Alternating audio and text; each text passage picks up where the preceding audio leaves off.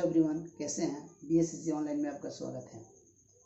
देखिए, इस वीडियो में हम आप लोग को NCERT के समांतर श्रेणी का जो ये टॉपिक है उसके एक्सरसाइज 5.2 का पार्ट 2 बनाएंगे। इसमें कुल 20 क्वेश्चंस हैं, जिसमें हम पार्ट 1 में 1 से लेकर 11 तक का क्वेश्चन सॉल्व करा दिए हैं। इसमें 12 से लेकर के और 20 तक के कुछ क्वेश्चनों को सॉल्व करेंगे और हम प्रयास करेंगे कि इससे आप लोग बाकी क्वेश्चन भी सॉल्व करें और अच्छे से समझ लें। तो चलिए चलते हैं पढ़ने। देखिए, क्वेश्चन नंबर 12 कह रहा है कि दो समांतर श्रेणी के सर्वांतर जो है वो कॉमन है, समान है। इनके 100वें पदों का अंतर 100 है, तो इनके 1000वें पद का अंतर क्या होगा। Very simple. अच्छा, माना कि दो समांतर श्रेणी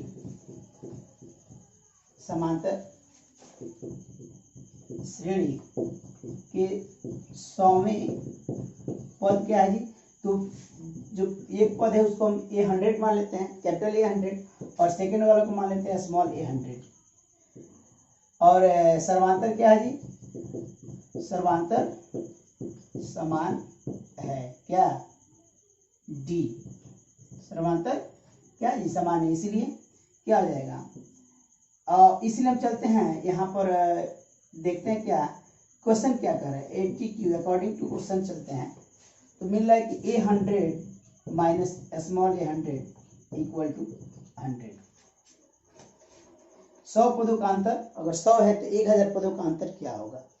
यहाँ देख लीजिए, तो A को लिख सकते हैं आप, A100 को लिख सकते हैं capital A plus 99D minus, ऐसा इसलिए आप लोग बता चुके हैं, अगर A100 दे तो A प्लस 99D, एक कम करके हम D लगा देते हैं। तो यहाँ पर क्या हो जाएगा जी, ये हो जाएगा in bracket A plus small a plus 99D equal to 100।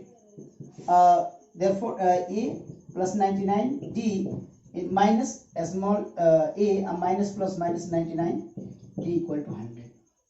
ये आपका क्या वो कैंसिल होगा। अब क्या मिला आपको, small capital A minus small a equal to 100 मिल गया। इसको आप ऐसे ही छोड़ दीजिए।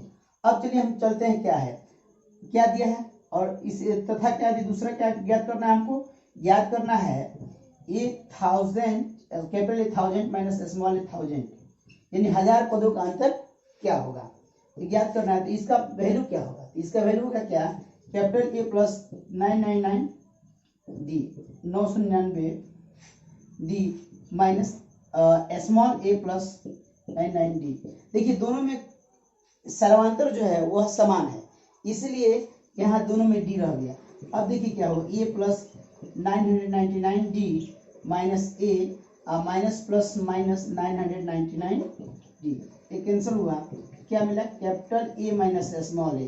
तो हम बता दें आपको कि इसीलिए क्या होगा, इक्वेशन नंबर 1 से क्या देख रहे हैं आप, capital A minus small a का वैल्यू क्या दे रखा है, तो 100 है। यहाँ भी क्या हो जाएगा, डिफरेंस 100 ही होगा, यानी 1000वें पदों का अंतर भी 100 होगा। देखिए, अब चलते हैं क्वेश्चन नंबर 13 पर। कह रहा है कि 3 अंकों की कितनी संख्याएं हैं जो 7 से विभाज्य है। तो सबसे पहले 3 अंकों की संख्या प्रारंभ कहाँ से होती है, तो 3 अंकों की संख्याओं के बारे में जाने। 3 अंकों की संख्याएं क्या होती है बाबू, तो ये संख्या होती है 100 to 999, 100 से लेकर के और 9 से 99 तक। तो 7 से डिविजिबल विभाज्य जो है, विभाज्य सबसे छोटी संख्या तो कहाँ से कहाँ तक, तो 100 से लेकर के और 9 से 99 के बीच। तो क्या होगी जी, तो इधर रफ कर लीजिए, 7 से क्या हुआ जी, 7 क्या हुआ, 3 हुआ, 0 आया, 7 चौका 28, 2 आया, यानी वो 15 बार में, माने 14 बार में, 14 है तो एक बार और 15 बार में जाएगा, यानी क्या हो जाएगा 15 माइनस इंटू 7 इक्वल टू 105। सबसे छोटी है, और सबसे बड़ी संख्या क्या होगी, जो 7 से डिविजिबल होगी, लेकिन सबसे बड़ी का मतलब हुआ जो 9 से 99 से कम हो। इसके लिए चलते हैं जी, इसके लिए ऐसे चलेंगे, इसमें भी 7 से डिवाइड करेंगे। ये क्या हुआ, एक बार में गया 2 हुआ, ये 4 टाइम्स क्या हुआ जी 28, एक आया 7 दूने 14 हुआ, ये 5, इसमें से 5 हम लेस कर देंगे। जब 5 लेस करेंगे तो क्या मिलेगा, 999 में से हम 5 लेस कर देंगे तो क्या मिलेगा 994। इसलिए देखिए हमारा क्या मिलेगा, ए हो गया आपका A equal to 105, D equal to चूंकि 7 का 7 का पहाड़ा है, 7 का गुणा है, इसलिए डी का वैल्यू होगा 7 और एन का जो वैल्यू होगा वो होगा 994। अब हम कहाँ से चलेंगे, इसीलिए चलेगा n equal to a plus n minus 1 into d से। जब इससे चलेंगे तो क्या होगा, सबका वैल्यू यहाँ पुट अप कर देंगे तो ये हो जाएगा 994 इक्वल टू ए का वैल्यू क्या है 105 प्लस एन माइनस 1 इंटू और डी का वैल्यू क्या है 7 है।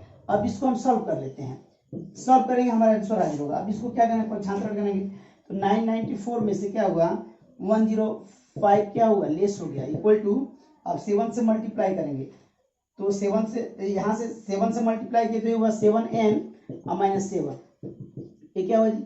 अब आप जब लेस करेंगे तो क्या हुआ जी 994 में से 105 लेस कीजिए, यहाँ पर क्या हुआ यहाँ से 14 9 और यहाँ 8 बचा हुआ है और यहाँ बराबर क्या बच गया जी ये 889 और क्या हुआ 7 जो आएगा RHS से माइनस हो गया यहाँ का प्लस इक्वल टू 79। जब इसको जोड़ेंगे तो ये होगा 896 इक्वल टू हुआ क्या 7n, तो n इक्वल टू हो जाएगा आपका 896 अब बटा हो जाएगा 7। अब इसे डिवाइड करेंगे तो 7 एकम 7 हुआ और एक निकला 7 दूने 14 और 7 बटे 56, यानी n इक्वल टू हुआ 128।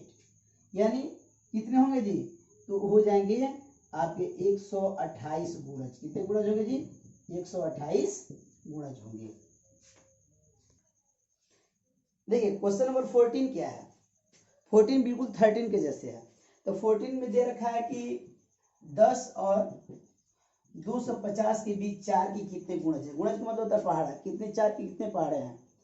तो सबसे पहला कौन सा होगा आपका, जो 10 से अधिक हो, ठीक अधिक हो, तो आपका 4 का पढ़िए 4 में 4 4 दूने 8 4 3 12, ठीक 10 से ठीक अधिक है तो सबसे छोटा वाला हो गया 12 और सबसे बड़ा वाला कौन हुआ 250 से कम, 250 से कम होना चाहिए तो 250 से ले लीजिए, जैसा हम बताए थे 999 वाला, तो बिल्कुल वैसे करिए, इसको होमवर्क में आप लोग कर लीजिएगा। ओके, देखिए इसमें क्वेश्चन नंबर 15 क्या है, इसमें दो समांतर श्रेणी दिया है। कह रहा है n के किस मान के लिए दो समांतर श्रेणियों 63 65 67 और दूसरा है 3 7 17 के nवें पद आपस में क्या होंगे, बराबर होंगे। तो पहला हम समांतर श्रेणी लें, पहला एपी क्या है जी, तो पहला एपी है हमारा 63 65 67 डॉट डॉट, और दूसरा एपी क्या है जी, तो दूसरा एपी जो है हमारा ही आपका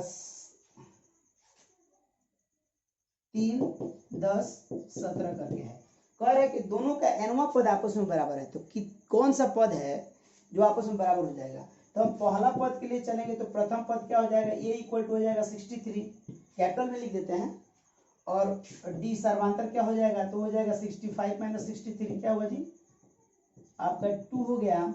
और दूसरा के लिए जब चलते हैं तो यहाँ पर प्रथम पद स्मॉल ए क्या हो जाएगा आपका 3 हो जाएगा, और सर्वांतर डी क्या हो जाएगा, तो 10 माइनस 3 यानी 7 हो जाएगा।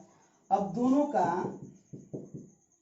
एपी का nवां पद क्या है, nवां पद समान है तो n इक्वल टू ज्ञात करना है हमको, है ना। तो ये क्या होगा जी an equal to small a n। अब वैल्यू दोनों का पुट अप कर रहे हैं, ये क्या होगा capital A plus small n minus 1 into D, capital D कर दे रहे हैं पहले एपी के लिए, और दूसरे एपी के लिए जब चलेंगे तो small a plus n minus 1 into small D. अब वैल्यू जिसका दिया है उसका पुटअप कर रहे हैं, अब बाकी ऑटोमेटिक इक्वेशन को सॉल्व करेंगे आ जाएगा। अब कैपिटल ए का वैल्यू क्या दिया है जी, कैपिटल ए का वैल्यू आपका 63 प्लस n माइनस 1 इंटू, और डी का वैल्यू क्या दे रखा है, तो डी का वैल्यू हमको दे रखा है 2। अब यहाँ स्मॉल ए का वैल्यू क्या है, स्मॉल ए का वैल्यू है आपका 3 plus n minus 1 into D का वैल्यू यहाँ पर क्या है, तो डी का वैल्यू है 7। अब हम क्या करते क्या है, इसको सॉल्व करते हैं। तो ये 63 हुआ और 2 से मल्टीप्लाई करेंगे तो ये हो जाएगा 2n अब -2, ये 2 से दोनों में मल्टीप्लाई होगा इक्वल टू ये 3 हो जाएगा। अब प्लस 7 से मल्टीप्लाई करते हैं 7 होगा 7n और -7 होगा। अब हम करते क्या है, n वालों को एक तरफ कर रहे हैं, तो देखिए कैसे होगा। ये हो गया 2n, या एक बार लेकर चल देते हैं, क्या दिक्कत है। 63 - 2 क्या हुआ 61 अब प्लस 2n इक्वल टू क्या हुआ जी 7n और 3 में से 7 निकला, ये हुआ -4। अब इसका हम पक्षांतरण कर रहे हैं, देखिए क्या हुआ। ये हुआ -2n, सॉरी ये है 2n और LHS से RHS में आया, ये हो गया क्या -7n इक्वल टू अब 61 गया LHS से RHS में, तो प्लस से क्या हो गया -61 और ऑलरेडी दे रखा है क्या है RHS में -4, तो 2 - 7 -5n हुआ और -61 और -4 -65। अब कैंसिल हो गया, n इक्वल टू क्या मिला 65 अपॉन 5 13, n इक्वल टू 13, यानी 13वां पद आपस में समान कहिए चाहे बराबर कहिए होंगे। देखिए जैसे क्वेश्चन नंबर 16 है वैसे 18 है, इसीलिए 16 बता दे रहा है आप लोगों को, और क्वेश्चन नंबर 18 स्वयं कीजिएगा। कह रहे वह एपी ज्ञात कीजिए जिसका तीसरा पद 16 है और सातवां पद पांचवें पद से 12 अधिक है। तो तीसरा पद क्या है, कह रहा है एपी का तीसरा पद A3 इक्वल टू याद रखा है भाई, तो ये है 16 है। A3 का मतलब क्या होता है, हम पहले बताए A + 2D इक्वल टू 16, यानी A इक्वल टू 16 - 2D। इसको आप ऐसे ही करके छोड़ दीजिए, या एक कर दीजिए क्वेश्चन नंबर 1 करके छोड़ दीजिए। अब दूसरा कंडीशन इसमें क्या दे रहा है, दूसरा शर्त कह रहा है कि इसका सातवां पद पांचवें पद से 12 अधिक है, यानी A7 इक्वल टू सातवां पद A5 + 12, सातवां पद इसके पांचवें पद से 12 अधिक है। तो यहाँ क्या होगा देखिए, तो A7 अब -A5 इक्वल टू हुआ 12, तो A7 - A5 इक्वल टू होता है 2D। क्या होता है, सीधे सीधे 2D होता है। क्या होता है जी 2D इक्वल टू 12, इसीलिए D इक्वल टू क्या मिला हमको, तो D इक्वल टू मिला 12/2 इक्वल टू 6, यानी D इक्वल टू मिला 6। इसीलिए क्या होगा, समीकरण 1 से चलेंगे, तो 1 से चलेंगे तो क्या होगा, 1 में ले जाकर के D का वैल्यू हम पुट कर देंगे। 1 में ले जाकर के D का वैल्यू जब पुट करेंगे तो क्या मिलेगा, A equal to 16 - 2 multiply D का वैल्यू क्या है 6 है, तो 16 - 6 × 12 यानी क्या हुआ जी 16 में से 12 गया 4 हो गया, यानी A इक्वल टू हमको 4 मिला और D इक्वल टू क्या मिला हमको 6 मिला। इसीलिए कह रहा है कि AP आप ज्ञात कीजिए, तो हम कर AP ज्ञात कर रहे हैं। AP का पहला पद A होता है 4 हुआ, अगला क्या कर रहा है, इसमें D को जोड़ दीजिए तो 4 और 6 10 हुआ, इसके अगला क्या होगा, फिर इसमें D जोड़िए 6 16 हुआ, इसका अगला क्या हुआ, ऐसे ही कर लीजिएगा आप लोग। इस तरह से आपका ये आंसर रहा। देखिए क्वेश्चन नंबर 17 के लिए दो फॉर्मूला आता है, एक अंश से nवां पद के लिए। एक बताया था कि AP को ही पलट दीजिए और दूसरा बताए थे n का। तो देखते हैं क्या होता है। कह रहा है AP दे रहा है 3 8 13 ऐसे कर करके, और अंतिम पद है 253 में अंत से 20वां पद ज्ञात करना है। 20वां पद हमें क्या करना है, ज्ञात करना है। तो अंश से 20वां पद के लिए, अंश से nवां पद के लिए एक फॉर्मूला आप लोग को लिखवाए हैं, n equal to L - n - 1 into D। इस पर एक फॉर्मूला लिखवाए हैं।